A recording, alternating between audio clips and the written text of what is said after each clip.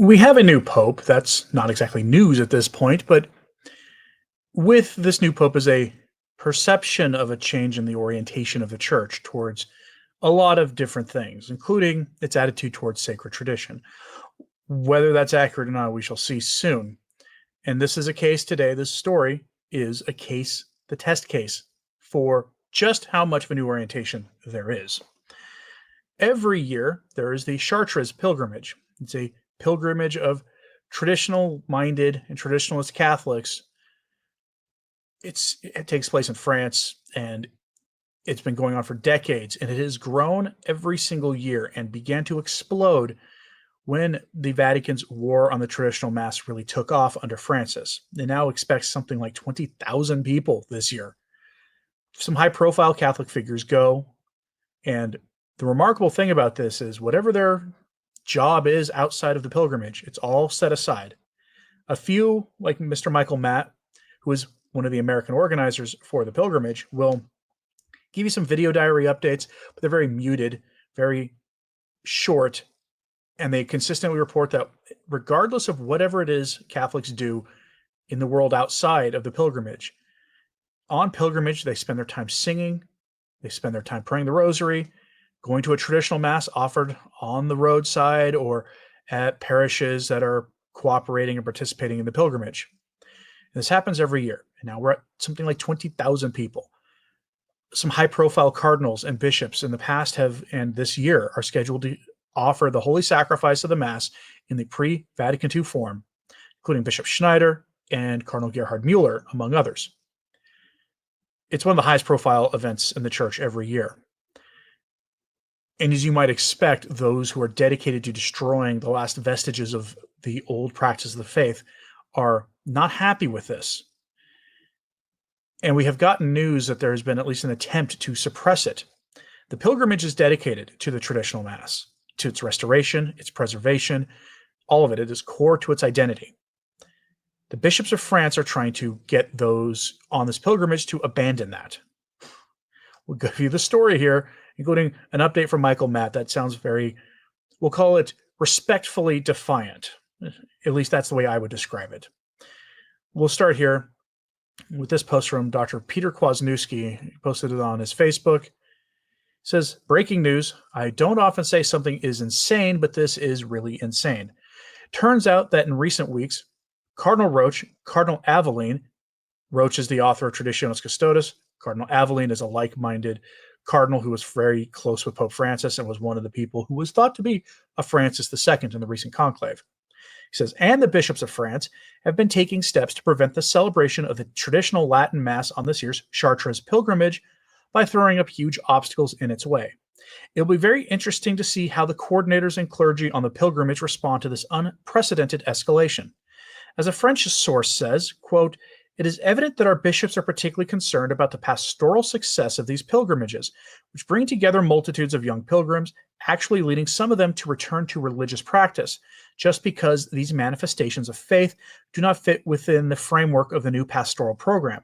Never mind that this program is now clearly bankrupt. Their ideological blindness, which has not changed for decades, makes them believe they can fit this Catholic impulse into the mold of their liturgy. Or worse, they prefer to stifle and end this impulse rather than see it attributed to the old liturgy, end quote. And he goes on to give you an update from Michael Matt, which I will actually give you more directly. We have, I think, good, solid reporting on the reality of this situation from Rorate Caeli. Two stories. First, this one. Headline, the bishops of France and Cardinal Roche still at war against the traditional pilgrims of France. What will Leo XIV do? And that is a good question. Will the Holy Father intervene? This is potentially a test of unity and what he means by unity. His words of unity, anyway. What he means by that. There has been speculation across the board that he will restore in some way the traditional Mass.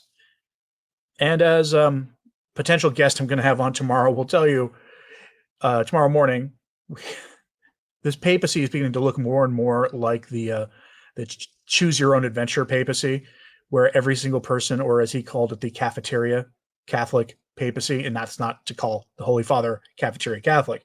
It's more like we all get to just pick and choose what we want to see from him. We'll talk about that tomorrow, but because some people see a strident defender of the tradition, capital T tradition there. Others see a Francis II and everything in between. So we'll talk about that. But this is a test to see, because a lot of people expect him to at least roll back a little bit Traditionis Custodes, the document that essentially tried to suppress the Latin Mass. So yes, Roraticelli is right. What will Leo XIV do? That is a good question. Details from the article, quote, in April and early May, making use of the interregnum for their nefarious ends, the anti-traditional bishops of France negotiated with Cardinal Roche, prefect of divine worship, in order to make as hard as possible the celebration of the traditional Latin Mass and sacraments of the Paris Chartres pilgrimage and all other pilgrimages in France. Leo XIV was not involved in these decisions, as you'll see from the dating of this. What will he do now? What will Roche do now? Excerpt from a Pax Liturgique article, quote, Cardinal Roche's dicastery for divine worship and Cardinal Avelin's conference of French bishops wish that the traditional pilgrimages flourishing in France be brought into the liturgical order of Paul VI. I will remind you, these are dedicated pilgrimages to the traditional Mass. Thus, a letter dated May 6th from Archbishop Jordi of Tours and Lebrun, Archbishop of Rouen, and in charge of relations with traditional priestly fraternities, addressed to all the bishops of France, informs them of Cardinal Roche's responses on April 8th regarding the form of worship during the pilgrimage of Christendom. It is clear that these Roman provisions were requested by the signatory bishops, who, knowing that the defense of the traditional liturgy is largely the work of the lay faithful, ultimately seek to regain power over the traditional world by affirming the principle that only the bishop is master of the liturgy in his diocese, which would be a valid principle in a normal situation, but not when it is the bishop himself who is promoting a deleterious reform. Hence, a series of drastic measures are intended to impose upon the priests who will be accompanying the pilgrimage. End quote. And instead of just giving you the summary, let's just go look to see what the bishops are saying themselves directly. So, here is the full text as published by Roraticelli in a different piece of the letter, dated, very importantly, May 6th, 2025. May 8th, 2025 was the day that Pope Leo XIV emerged on the loggia as the Holy Father. Before that, May 6th was, I think, day one of the conclave. Okay? Important date. Here's a letter of the French bishops. Dear brother bishops, in response to questions raised by the Bishop of Chartres and certain other bishops concerning the Chrétien pilgrimage, the official name of the Chartres pilgrimage is Notre Dame des Chrétiens, the dicastery for divine worship and the discipline of the sacraments, in a letter from Cardinal Roche dated April 8th, forwarded to the presidency of the French Bishops' Conference the following information, which it would like the bishops to make known. 1. Only the diocesan bishop, as moderator, promoter, and guardian of all liturgical life in the particular church entrusted to him, has the authority to regulate liturgical celebrations in his own diocese. It is very important for everyone to know that only the diocesan bishop has this authority. Consequently, it is his exclusive competence to authorize the use of the 1962 Missale Romanum in his diocese, following the indications of the Apostolic See. An organization, lay or ecclesiastical, can certainly convene and organize a pilgrimage, but has no authority in matters of liturgy. Similarly, FSSP priests, according to the particular decree given to them, know that they must obtain the consent of the bishops of the various dioceses in which they are located to use the pre-reformed liturgical books when celebrating the sacraments outside their homes. 2. As a faculty to celebrate using the 1962 Missale Romanum granted by the diocesan bishop is valid only for the territory of his diocese, it is up to the bishop of each diocese through the Chartres pilgrimage, which will pass to grant the faculty to celebrate Mass using the 1962 Missale Romanum. That's the most recent and probably last book for the traditional Latin Mass. Within the territory of his diocese, to priest ordained before July 16th, 2021, the date of publication, the motu proprio, Traditionis Custodes. For those ordained after this date, the bishop must request a license from the Apostolic See. And what that means is if you were ordained after July 16th, 2021, you have to get special permission to offer the traditional Mass. And that means that they have their plan is that Traditionis Custodes was going to eventually lead to the demise of the traditional Latin Mass, a form of the Mass that had developed organically from apostolic times until 1962 and fed all the saints in the Latin West in between. This is why there's a recognize and resist movement, by the way. 3. Contrary to what has been requested by the pilgrimage organization and the practical information for priests, religious seminarians, and nuns taking part in the pilgrimage, on page 5, during the pilgrimage, All priests have to celebrate the sacrament of penance according to the ritual reform by the council. That means confession in the new form. 4, all priests must be offered the real possibility of celebrating Mass according to the Roman Missal, renewed by decree of the Sacred Ecumenical Council, Vatican II. That means the new Mass, which they claim was asked for by Vatican II, which it was not. If you read the document on the liturgy, it never says, let's abolish the old Mass and make a new one. It never says anything close to that. We invite you to further this information when you see fit. Monsignor Lebrun and I remain at your disposal for any further information. Signed, Vincent Jordi, Archbishop of Tours. Now, this should not surprise really anybody, I think, that they would keep this so-called reform and this attempt to wage war on the traditional Mass going. This has been at the core of everything that they have been doing for a very long time. Now, there's a bit of a clarity coming on this. They're not going to, the organizers, which include Michael Matt, are not going to just let this happen. So we go here to a post he put on X. I normally am logged in on X when I do these broadcasts, but I had to do a restart to make it so that the website I broadcast this from through could actually see my camera. So hence it happened at the last minute. So hence why we're looking at it through this way. But here is what Mr. Michael Matt had to say. It says, someone drew my attention to a rumor floating around about alleged troubles for the Latin Mass on Pentecost Monday in Notre Dame de Chartres. Let me set the record straight. The concluding Latin Mass for the pilgrimage on Pentecost Monday will take place in the cathedral, as always. This year will be celebrated by the General Chaplain Notre Dame de Chrétien, Father de Messia, FSSP. In addition, His Excellency Bishop Athanasius Schneider will celebrate the TLM on Pentecost Sunday along the road to Chartres. Furthermore, during the Pentecost Monday Mass in Chartres, some 20,000 pilgrims will be honored to hear a sermon preached by Excellency Bishop Philippe Costori, Bishop of Chartres.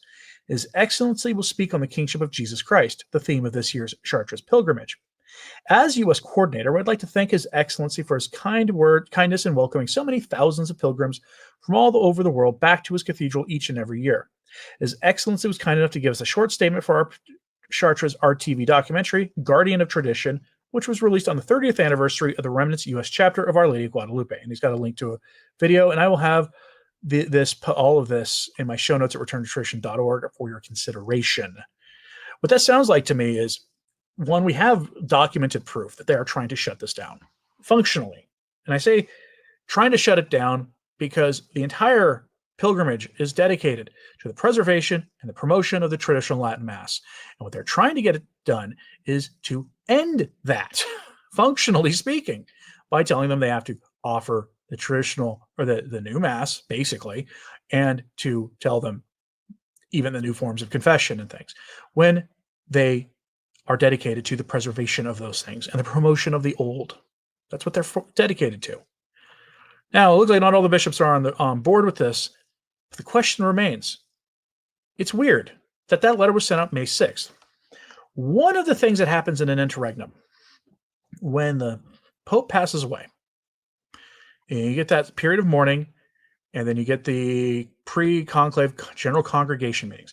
Everything from the moment that the Pope passes away, breathes his last breath, to the moment when white smoke appears out of that chimney is the interregnum. And one of the things that happens is that the prefects for the various congregations and dicasteries in Rome, these are the cardinals that govern the church on behalf of the Pope, technically speaking, no longer have jobs. There's one dicastery that is the exception. I don't remember which one, but it's not the one on the liturgy.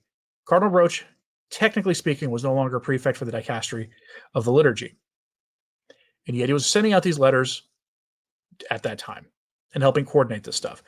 And the bishops chose Monday, May 6th, while the world's eyes were turned to Rome for the conclave, to make this little announcement of theirs. Food for thought. So one wonders, how will the Holy Father react? I can tell you how Cardinal Mueller hopes he reacts. Go to Catholic Herald. Published a few days earlier, the headline is Cardinal Mueller hails Chartres pilgrimage as a bold witness in a post-Christian age. They do call him a traditionalist cardinal, which is not accurate. He's conservative in a post-Vatican II sense. He's not a traditionalist, but he's very friendly to tradition. And I don't mean that in a way to denigrate him. I like to call things what they are as much as I possibly can. But here, I want to go over this interview before we go over to a piece of unrelated but related news. He gave this to Cath.net, but Catholic Herald gave a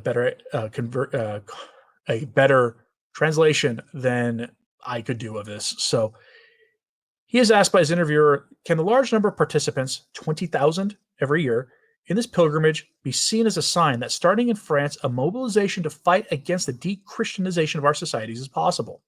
And this is one of the reasons why this is such an important pilgrimage, because Catholic France is barely Catholic anymore.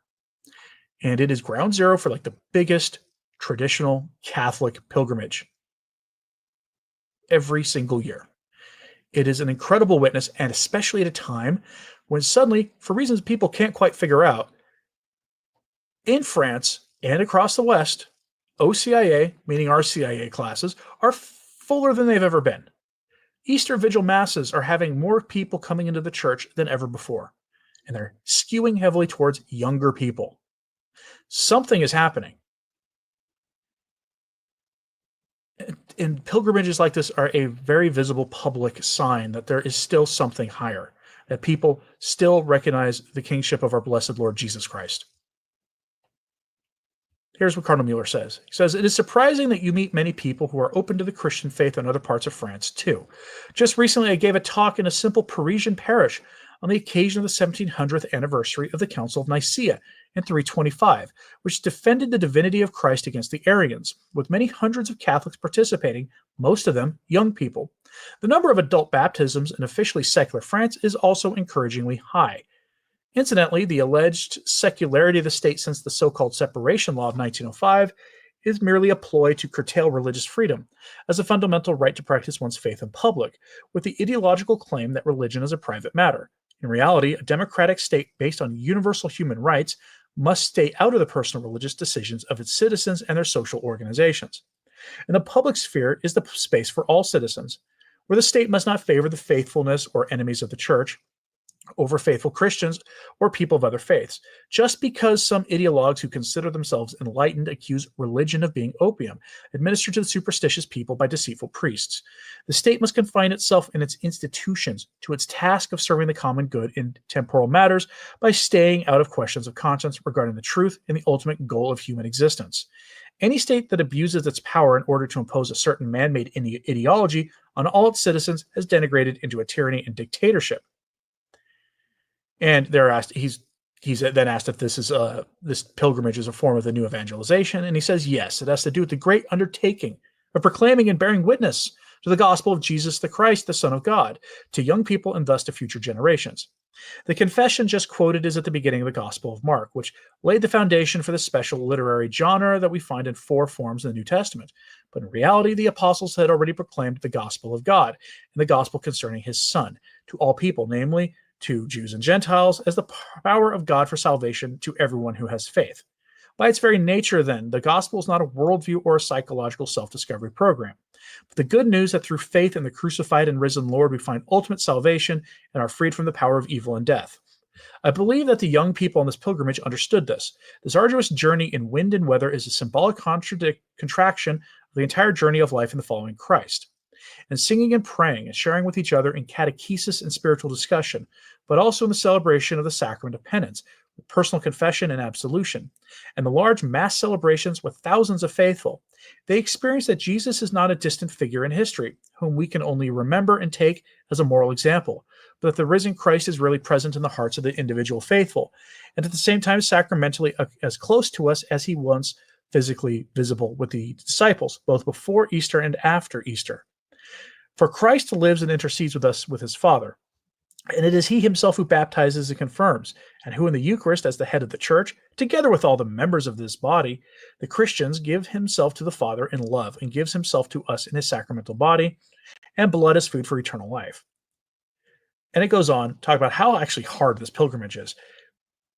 But in general, the thrust of the interview is that this pilgrimage is a sign of contradiction to the world, that people can see people living their faith in public, and it is a sign and a tool of evangelization itself in a culture that was once one of the strongest in terms of its Catholic faith and has become the epicenter of just secularism in Europe. It is a wonderful sign of contradiction, and the bishops of France, for whatever reason, are afraid of it. That's why they want to co-opt it and turn it into a unicorn mass pilgrimage and make it essentially surrender the core of its purpose, which is the preservation and promotion of the traditional pre-conciliar form of the sacraments. So one wonders, what will the Holy Father do? I'm curious what you think. Will they'll do that? I'm not sure he will do anything about this. I'm not as confident that he's going to roll back Traditionis Custodes, or at least not as much as people think, as a general rule. Now, I'm just curious if any of you are going, because I know it's happening soon, but interesting conversation going on in the live chat here.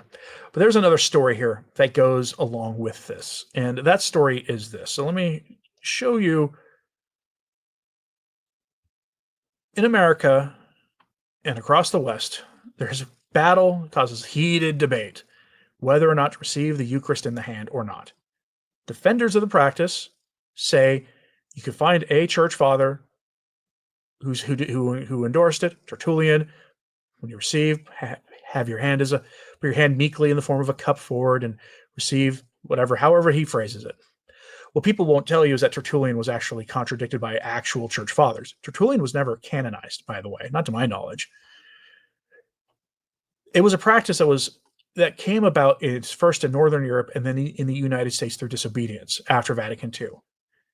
Certain bishops started promoting it in their countries and their dioceses. Rome tried to intervene repeatedly, and repeatedly those bishops ignored it and started putting the practice in, and after a while, it just couldn't be stopped. Although most interestingly and most curiously, communion in the hand in Rome was blocked by Pope Francis. Well, blocked until Pope Francis. And at some point during his papacy, he started allowing it in the Vatican.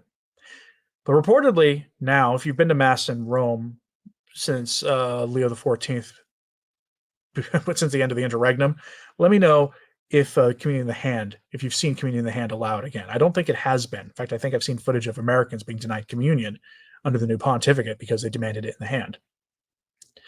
It's an ahistorical practice for Catholics. And there's a whole lot of theology behind it, but it's a bone of contention, a serious one between traditionally minded Catholics, that is your traditionalists and you're just very conservative, ordinary form Mass goers, and everyone else. And one of the debates is, when you attend the new Mass, can you receive the Mass? Can you receive the Eucharist kneeling and on your tongue? The Code of Canon Law says you can. It is your right to receive it on the tongue. A lot of bishops ignore that and try to stop it at all costs. We have a story of this happening right here in the United States. For those watching, my fellow countrymen, we go to LifeSite News with this unfortunate headline. Kentucky Archbishop issues new guidelines discouraging faithful from kneeling for Holy Communion. The Archbishop of Louisville released a document stating that clergy must instruct parishioners standing is normative for receiving the Eucharist based on the USCCB's designation. Now, calling that the normative way of receiving the Eucharist is purposeful. It's a purposeful use and twisting of the language. And the reason is very, very simple. If it is viewed as normative to receive it in your hand and standing, then it is considered abnormal, a threat to communion, dare I say schismatic. To receive it the same way every Catholic in the Latin West and very similar to the way Catholics in the East receive it and have received it, going back to antiquity. In the East, they might receive it standing, but it's distributed in various forms on the tongue by the priest, not by the layperson. In the Latin West, it's always been distributed on the tongue as far as we can tell. Again, communion in the hand is a historical innovation. And if you want to know the reason so many of us object to the practice, it's simple. It destroys belief in the real presence. That was explicitly why some of the so-called reformers in the Protestant Revolution against Christ pushed for communion in the hand, to destroy belief in the real presence, because they didn't believe it was in the real presence. Some of them didn't. Some did. Some of the so-called reformers did not. And they wanted to destroy that belief. They wanted to bring everyone in line with this symbolic real presence that they believed, not the actual presence of our Lord in the material components of the sacrament. And it's been catastrophic what has happened to belief in the real presence since the innovators got their way. We now know by unequivocally in the data that only 30% of regular mass goers believe in the real presence. Regular mass goers, which is a tiny amount of people to begin with. Here are the details from the Archbishop of Kentucky, of Louisville. Quote, Archbishop Shelton Faber of Archdiocese of Louisville, Kentucky, issued a document on the norms for receiving the Eucharist last week that notably discouraged communicants from kneeling as they receive the Blessed Sacrament. The May 14th document entitled Norms for Posture and the Communion Rite emphasized that while the faithful cannot be denied Holy Communion if they choose to kneel, diocesan clergy will be required to instruct parishioners no later than June 22nd that standing is the normative posture for receiving the sacrament in the U.S. These guidelines are similar to other statements bishops have made that discourage kneeling while receiving the Eucharist. Standing is the norm for the reception of Holy Communion, Archbishop Faber wrote, citing the designation of the U.S. Conference of Catholic Bishops in 2002. While communicants may not be denied Holy Communion because they kneel, catechesis of the faithful, such as sacramental preparation, should instruct that standing is the normative posture for reception of Holy Communion, he added. Deacons, servers, and other liturgical ministers are to observe the normative posture for standing to receive Holy Communion to appropriately model this norm for the faithful. The tradition of the Catholic Church, unbroken until after the Second Vatican Council, is that the lay faithful receive the Blessed Sacrament, administered by the priest, his hands having been consecrated for the handling of the sacred Eucharist on the tongue while kneeling. The Code of Canon Law, which binds all bishops and priests in the Roman Rite, legislates the following, quote, Sacred ministers cannot deny the sacraments to those who seek them at appropriate times, are properly disposed, and are not prohibited by law from receiving them. Any baptized person not prohibited by law can and must be admitted to Holy Communion. End quote. Then it goes on to give you what other bishops have said on the matter. Now, they mention that you cannot be denied it for a reason. Most of you watching this will be aware that there has been a very real attempt by priests and some bishops to outright ban the practice altogether. They use the 2020 affliction as their excuse, but I received an email last week from somebody who tried to receive communion kneeling and on the tongue in the way that the Code of Canon Law absolutely allows them to, and they were completely denied. Had the Eucharist shoved into their hand. It's a violation of their rights as a Catholic. To say nothing about, generally speaking, how we were taught as Catholics for the last 2,000 years is the proper way to receive the Eucharist until basically last week. The real presence is not believed in by most Catholics anymore. Overwhelming majority. And it is such a core dogma of the faith that Jesus Christ is truly present, body, blood, soul, and divinity in the most blessed sacrament of the altar. Can you be a Catholic if you don't believe in that?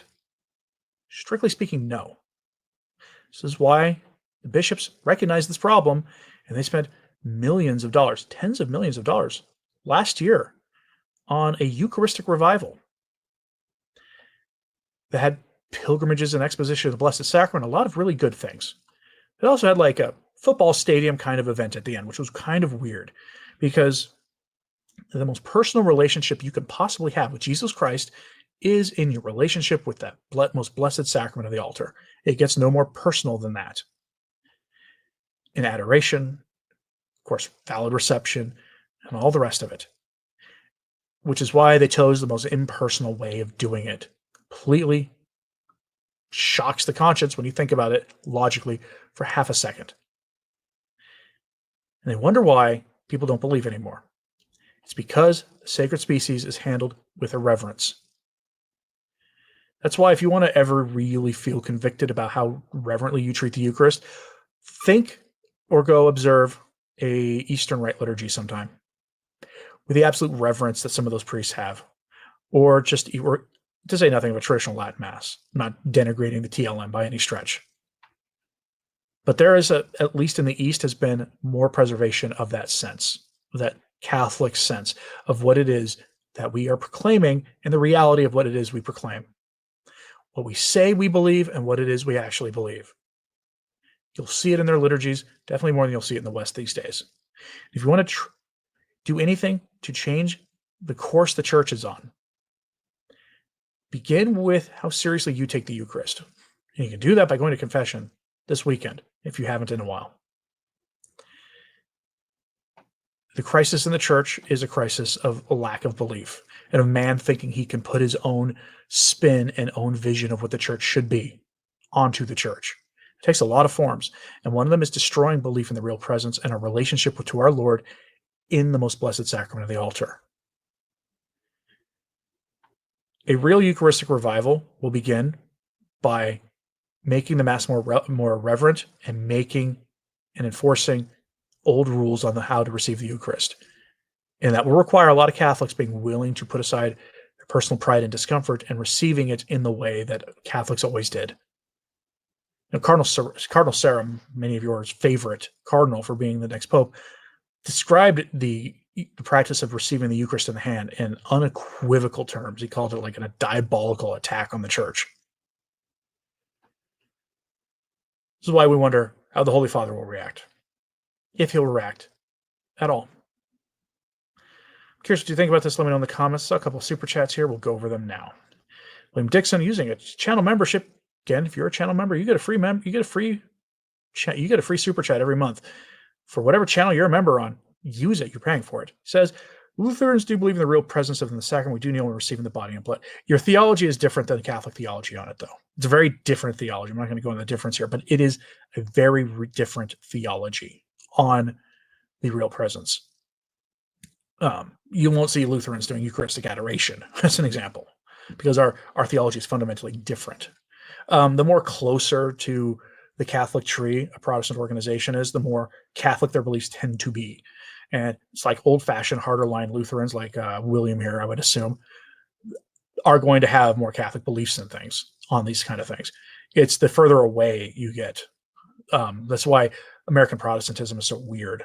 And I don't mean like American Lutherans. I mean, someone who is part of Pastor Bob's Bible house, located in a strip mall, who he went to schism with his pastor, who went to schism with his pastor, who went to schism with his pastor, who went to schism with an American version of a Protestant group, who went to schism with another American version of a Protestant group, who went to schism with something more identifiably Protestant. The further away you get, the stranger the beliefs become. And I know plenty of like hardline Protestants who 100% agree with what I just said. Damien Keller says, the body is the temple God created, who laid hands on Jesus to bring him to the temple. It's worth contemplating.